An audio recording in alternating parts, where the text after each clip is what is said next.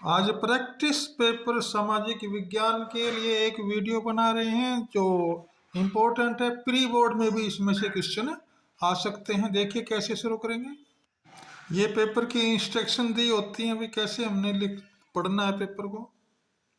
उसके बाद देखिए ये क्वेश्चन नंबर लिखे होते हैं, ये इंग्लिश में इंस्ट्रक्शन दी हुई है। फिर देखिए ये भी इंग्लिश में है, कितना क्वेश्चन कौन सा नंबर है। पहला क्वेश्चन है, सिंधु सभ्यता के लोग किसकी पूजा करते थे? पशुओं की, वृक्षों की, शिवलिंग की? उपरोक्त सभी। तो इसका आंसर हो जाएगा उपरोक्त सभी। मिस्र के राजा को क्या कहा जाता था? फराहा। शास्त्रों में धर्म के कितने लक्षण बताए गए हैं? 10 भैया। श्रीलंका कब आजाद हुआ? 1948। यूरोपीय संघ का मुख्यालय कहाँ है? ब्रुसेल्स। भारत में परमाणु परीक्षण कहाँ किए जाते हैं? राजस्थान में। री डी जेनेरो पृथ्वी सम्मेलन कब हुआ? 1992 में। बाघ परियोजना कब शुरू की गई? 1973 में। भाई इनमें से भाई रबी की फसल बतानी है। यह आ गया गेहूं। किस पत्तन को दीनदयाल पत्तन कहा जाता है? कांडला।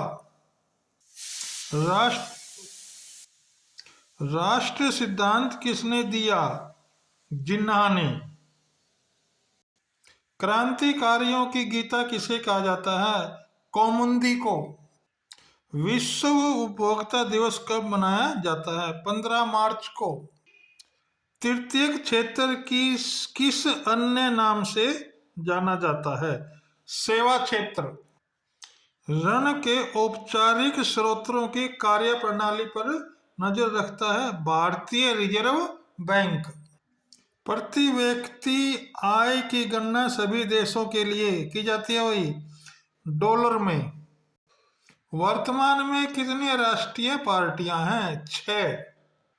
भारत में राज्य पुनर्गठन आयोग की रिपोर्ट को कब लागू किया गया? 1 नवंबर 1947।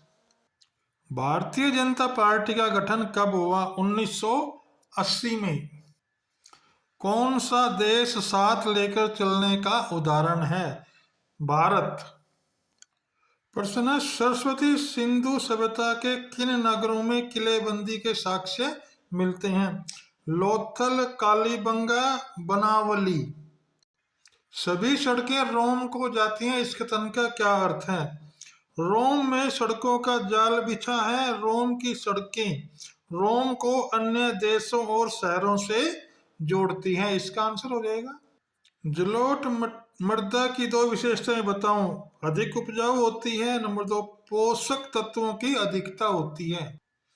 राष्ट्रीय उद्यान की परिभाषा बताओ। वर्तमान और भविष्य की पीढ़ी के लिए और पारिस्थितिक एकता की रक्षा के लिए आरक्षित किया गया क्षेत्र उद्यान कहलाता है।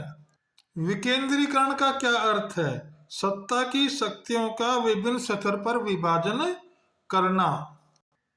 मांग जमा की मुद्रा क्यों समझा जाता है? क्योंकि मांग के माध्यम से जमा राशि निकलवाई जा सकती है और चेक के माध्यम से एक स्थान से दूसरे स्थान पर ले जा भी सकते हैं। 27वें क्वेश्चन में भी ये पैरा पढ़ना है हमने। ये पैरा पढ़ लेंगे। इसके नीचे कुछ प्रश्न दिए हुए हैं, उनके आंसर देने हैं। प्रश्न नंबर 1 है, भारत में किस प्रकार की प्रणाली है? तो बहुदलीय प्रणाली है। बहुदलीय व्यवस्था किसे कहते हैं? जिस प्रणाली में 2 से अधिक दल होते हैं। गठबंधन सरकार किसे कहते हैं? जब यह 2 या 2 से अधिक दल मिलकर सरकार बनाते हैं उसे गठबंधन सरकार कहते हैं। 2004 में कितने गठबंधन थे? 3। प्रश्न नंबर 28 है, ये पैरा दिया होगा, हम इसको पढ़ लेंगे और फिर इसमें से ये आंसर देने हैं। बहुराष्ट्रीय कंपनियां क्या होती हैं? ऐसी कंपनियां जो एक से अधिक देशों में उत्पादन और वितरण को नियंत्रित करती है। विदेशी निवेश का क्या अर्थ है? बहुराष्ट्रीय कंपनियों द्वारा किया गया निवेश को विदेशी निवेश कहा जाता है। बहुराष्ट्रीय कंपनियां किन स्थानों को निवेश के लिए उपयुक्त मानती हैं? बाजार के नजदीक और सस्ते श्रमिक उपलब्ध हो। निवेश क्या होता है? भूमि, भवन, मशीन और अन्य उपकरणों की खरीद में व्यय की गई राशि को निवेश कहते हैं। प्रश्न नंबर 29, सरस्वती सिंधु सभ्यता की मोहरों का वर्णन करो। मोहरें चौकोर थी, मोहरें आयताकार थी, मोहरों पर पशु पक्षियों और देवी देवताओं के चित्र बने हुए हैं। गौतम बुद्ध के 4 आर्य सत्य बताइए। संसार के जन्म मरण संयोग वियोग लाभ हानि दुख है। सभी प्रकार के दुखों का निवारण वासना है। वासना से छुटकारा ही दुखों का निवारण है। अष्ट मार्ग से दुखों पर विजय प्राप्त किया जा सकता है। भूमि निम्नीकरण की समस्या को कैसे हल किया जा सकता है? नंबर 1, वनारोपण करके। नंबर 2, पेड़ों की रक्षा और मेखला बनाकर यानी मेड़ बनाकर। नंबर 3, उर्वरकों का सीमित प्रयोग करके।